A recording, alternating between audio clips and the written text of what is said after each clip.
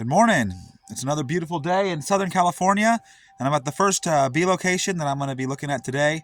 What I want to do is I want to make sure that my mite numbers are okay. I spent the month of December treating my colonies, so now I haven't done any alcohol washes to check for infestation since November.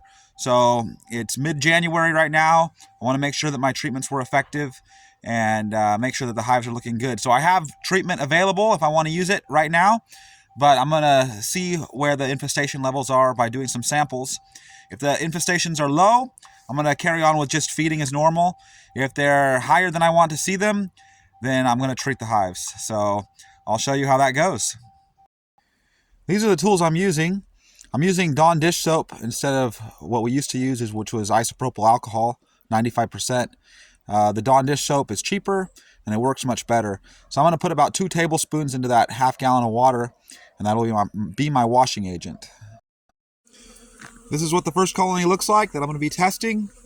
It's 7 or 8 framer, looking pretty good. I see brood up there, so nice hive to check. We'll see how it looks. This is the frame that I'm going to shake into my bowl over there.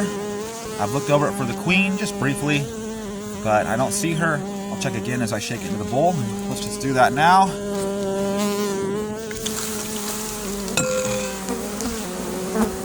Shake, shake. Okay. Look again for the queen. I don't see her in there. A half cup of bees, roughly 200 bees, donated to science.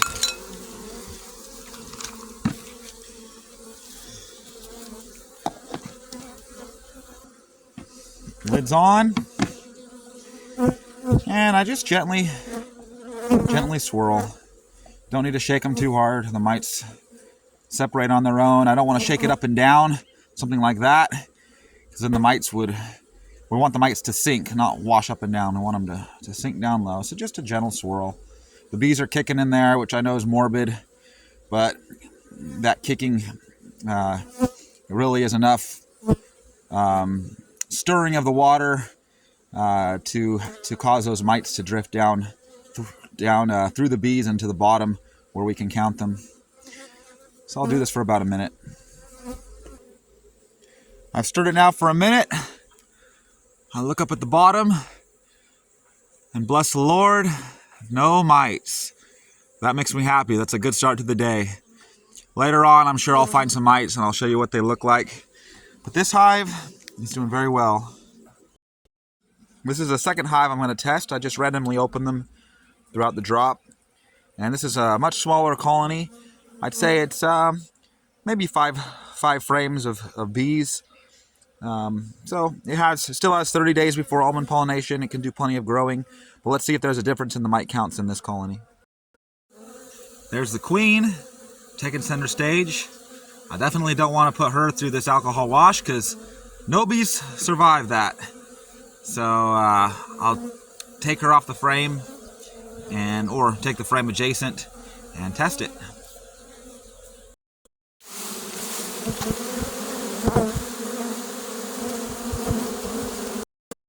Half a cup of bees.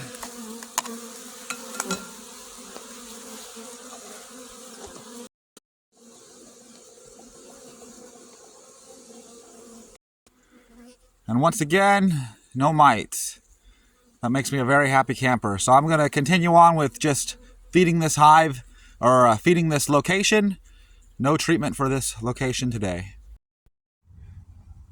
So I'm at my second location of bees that I'm checking out for the day. And this drop is the one that I'm most worried about with regard to mites. And last time I was here, I wasn't doing alcohol washes. I was feeding, it was late December. I had already treated twice through that month, through December. But I noticed some problems when I was here. Problems related to Varroa mite and problems with viruses. I want to show you what that is.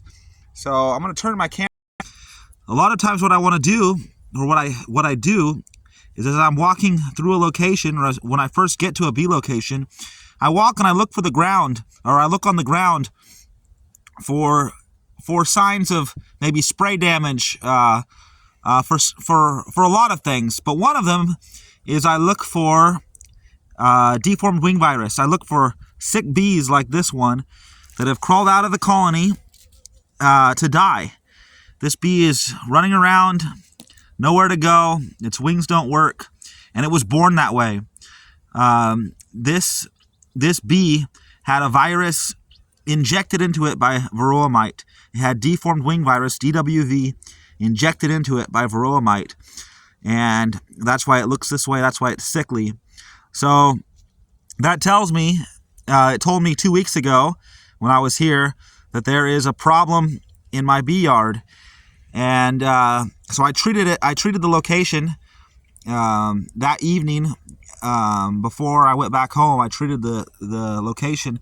Now I'm going to do alcohol washes. I'm prepared to treat it again, but I want to check to see what the mite levels are because I haven't checked since early November. I have treated this location twice, but there's still obviously some problem in at least some of the colonies evidenced by this bee here.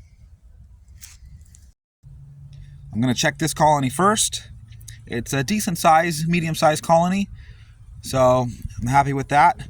But I want to see how many mites per bee I get in a sample.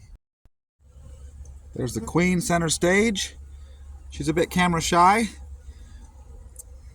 but I don't want to put her in the alcohol wash once again because she will not survive it.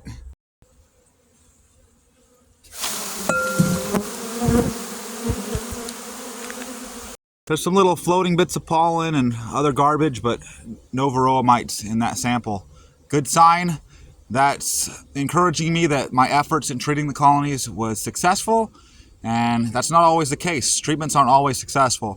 So out of the 4 hives that I've tested today for Varroa mites, I haven't seen any mites in any of the samples. So that's a very encouraging positive. That means the time, the money that I invested in the month of December for treating colonies, that treatment was effective. I'm going to continue to test for Varroa mites as I go to each location. I probably have six more locations to look at today that I'll be feeding. But as far as the first 2 go, I'm hopeful and I'm encouraged, and it's looking like my treatment was effective. My mite population is in order, and it's suppressed by the treatment efforts. So I'm encouraged by that. So beautiful day to work, put some joy in my heart, and I'll carry on.